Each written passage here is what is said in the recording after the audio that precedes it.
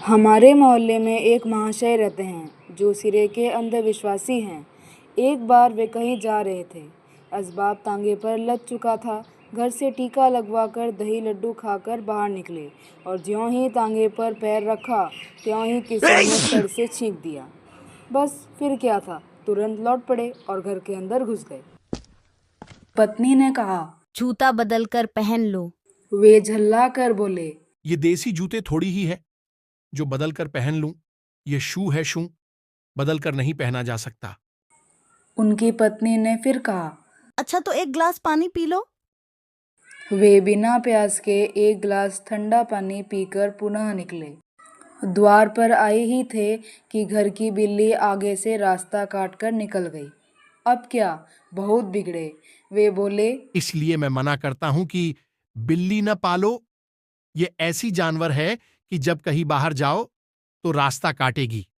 ऐसा मनहूस जानवर पालना किस काम का। ये कहते हुए वे फिर घर के भीतर चले गए। पत्नी ने कहा, 100 बार राम नाम जप लो, बिल्ली के रास्ता काटने का प्रभाव जाता रहेगा। राम राम। अब पंडित जी राम नाम जपने लगे। बाहर से तांगे वाला चिल्लाया, बाबूजी चलिए, तांगा कब तक खड़ा रहेगा? बाबूजी ने उत्तर दिया, आते हैं। परंतु इन शब्दों को कहने में यह भूल गए कि राम नाम कितनी बार जपा था। अतएव फिर से जपना शुरू कर दिया। राम राम राम राम राम राम राम राम राम राम राम। खैर, किसी तरह से गिनती समाप्त करके उठे और श्री गणेश जी सदा सहाय कहकर फिर बाहर निकले। यहाँ पंडित जी की यह दशा देखकर उनके मित्रों को मजाक सूझा।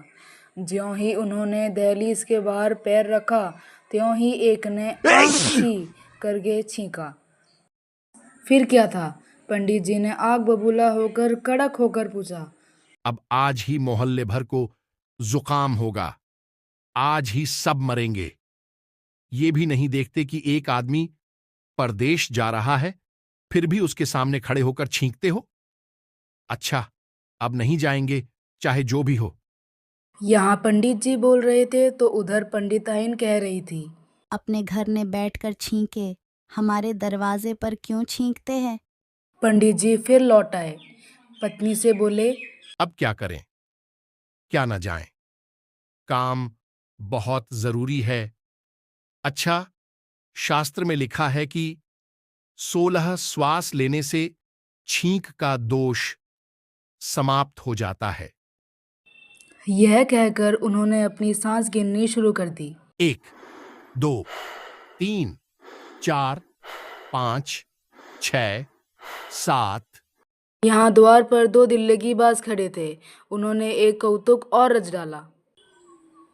मोहल्ले के एक काने व्यक्ति को बुलाकर कहा, पंडित जी आ गए, अभी तुम्हें ही पूछ रहे थे। काना व्यक्ति पंडित जी के पास पहुंचकर बोला। क्या हुक्म है पंडित जी। पंडित जी ने उसकी सूरत देखी तो हाथ पैर ढीले पड़ गए। पहले तो कुछ क्षणों तक हक्के बक्के होकर उसका मुंह ताकते रहे। तत्पश्चात उनका मुंह एकदम लाल हो गया। दांत पीसते हुए बोले, क्यों भाई काने, तुझे भी कभी आना था। काना बोला। पर पंडित जी, आप ही तो मुझे पूछ रहे थे। पंडित जी बोले, मैं जानता हूं, ये सब मोहल्ले वालों का किया कराया है। मोहल्ले वालों का किसी की लाभ हानि से क्या, उन्हें तो हरदम मजाक सूझता है। अच्छी बात है, अब मैं ये मोहल्ला ही छोड़ दूंगा। आ तांगे वाले, उतार दे असबाब, अब नहीं जाएंगे। तांगे वाला बोला। तो मेरी मजदूरी लाइए। पंडित जी बोले। मजदूरी कैसी। तांगे वाला बोला। मैं इतनी देर से खड़ा जो हूं, इतनी देर में तो मैं न जाने कितने रुपए कमा लेता। घंटा भर खड़ा रहा, अब कहते हैं असबाब उतार दो। मुझे क्या, चाहे जाइए चाहे न जाइए, मेरी मजदूरी दे दीजिए। कुछ देर तक पंडित जी और तांगे वाले में बहस होती रही। अंत में 2-4 आदमी बीच में पड़े और कुछ रुपयों में फैसला हो गया।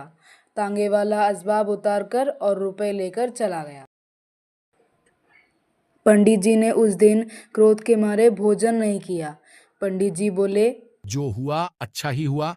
अब मैं ये मोहल्ला चोद कर चला जाऊंगा। ऐसी ऐसी मूर्खताएं हम लोगों में भरी पड़ी है जिनका वर्णन करते हुए लज्जा आती है। ईश्वर हम लोगों को इतनी बुद्धि दे कि हम इन मूर्खताओं से बाज आ सकें। धन्यवाद।